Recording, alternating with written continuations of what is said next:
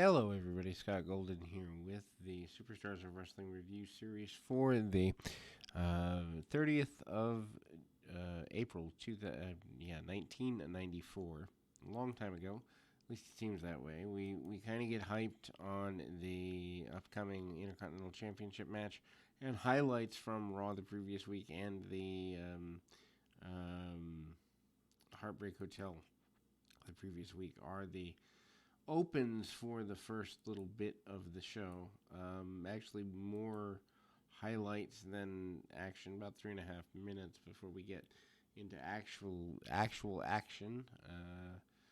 And we see Men on a Mission. Actually, Mabel of Men on a Mission, more accurately. Here in singles match, maybe Mo's injured or something. I don't remember at the time. Needless to say, Mabel kind of goes off on his own as a single through the late spring and early summer. Enhancement Talent gets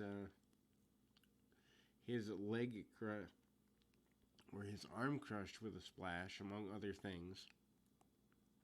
Not exactly the best place to be if you are the Enhancement Talent, but nonetheless, Mabel stays on and manages a shoulder tackle, manages a big splash, and Oscar is at ringside in time to see body slams and a leg drop and a big splash, and ultimately the win for Mabel. Mabel, obviously by 95, goes on to a heel run, but for the next year he vacillates between singles and non-singles work.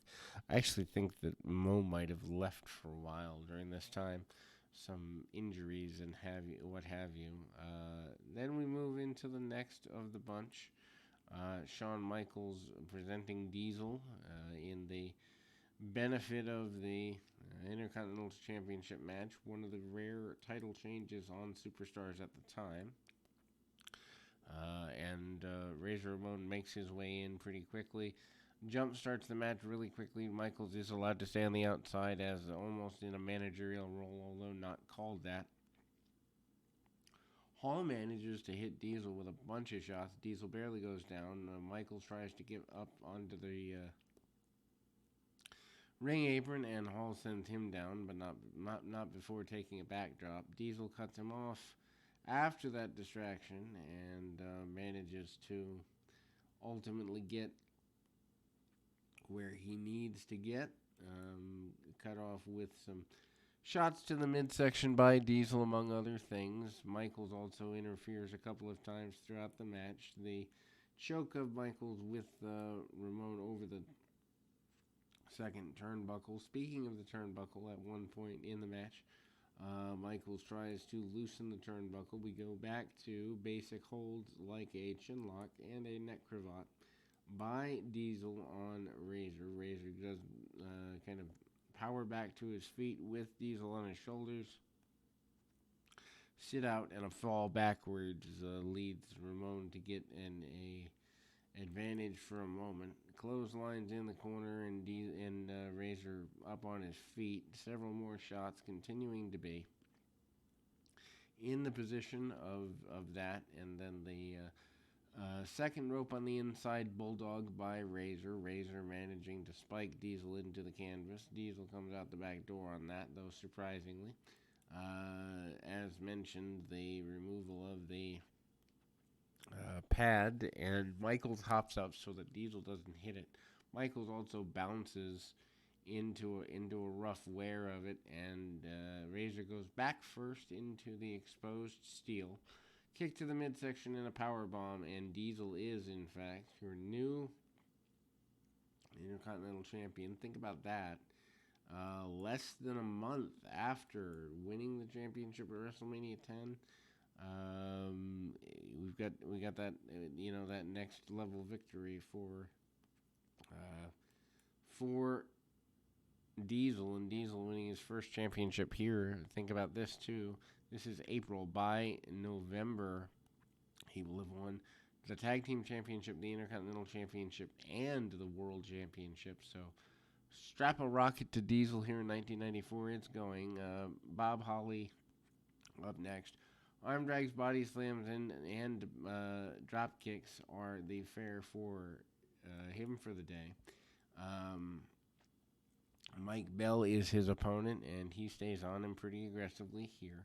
Not that there's anything wrong with that, just an interesting run that, as a babyface, Holly stays pretty in pretty quick control of the match, as it were, and Holly manages the second rope clothesline on the inside and manages a victory there, including a snap suplex, among other things. Hype for the King of the Ring coming up, and that remained pretty focused. We go back to Doink and Friends, Dink included, coming up. Also, the Heavenly Bodies are here. Heavenly Bodies still remaining through 1994 in the area.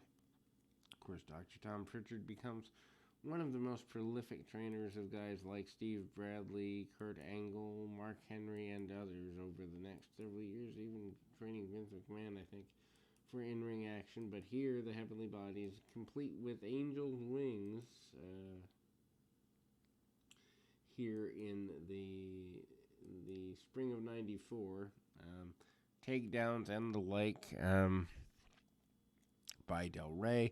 Jimmy Cornette still the manager for the Heavenly Bodies here in the WWF in 1994. I think he stays with Yokozuna through the next little while too, and then switches to Owen and Davey in a little while here too. Anyway, Cornette tries to take a couple of shots at the enhancement talent guy, and you see a double axe handle on the top. One of the enhancement talents is, in fact, PJ Walker, a.k.a. The later Just Incredible, in black and neon green tights. Inverted moonsault and almost like a Doomsday Device leg drop there.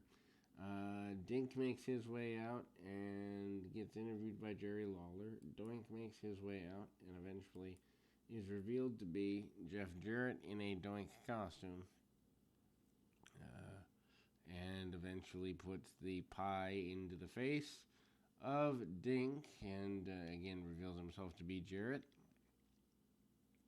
Not a good story there, but it is what it is as far as that's concerned, and ultimately the turn that is there. Jarrett talks about nobody's going to make a fool of him, and he made a fool of Dink. And he wants to make a fool of Doink and is going to do that at the house shows around the country. Doesn't say it that way, but that's the message at were. Speaking of Doink, the very mentally altered individual who is the guest ring announcer here is wearing a Doink t-shirt.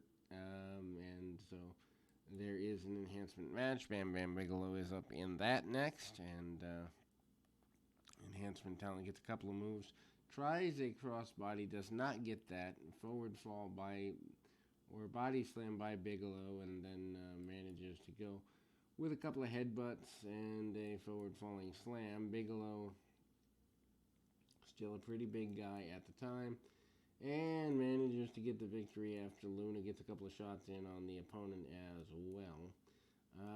Continuation of hype for upcoming Coliseum video releases. Coliseum video still a thing here in 1994. Wouldn't be for that much longer, but Diesel here. They highlight the win of the Intercontinental Championship, and they show a post-match celebration with Diesel and Shawn Michaels. Of course, Diesel having the Intercontinental Championship back. Obviously, the idea that Michaels never asks for a shot at the belt doesn't make sense to me, but they duck into a limousine and away we go. Then we see a bit of a music video as we go forward, and that will close the program here as we enter the month of May here in the WWF. We've got two more of these, and then we've got more in the NXT series going all the way back to 2010, and so much more. But we'll be back right after this.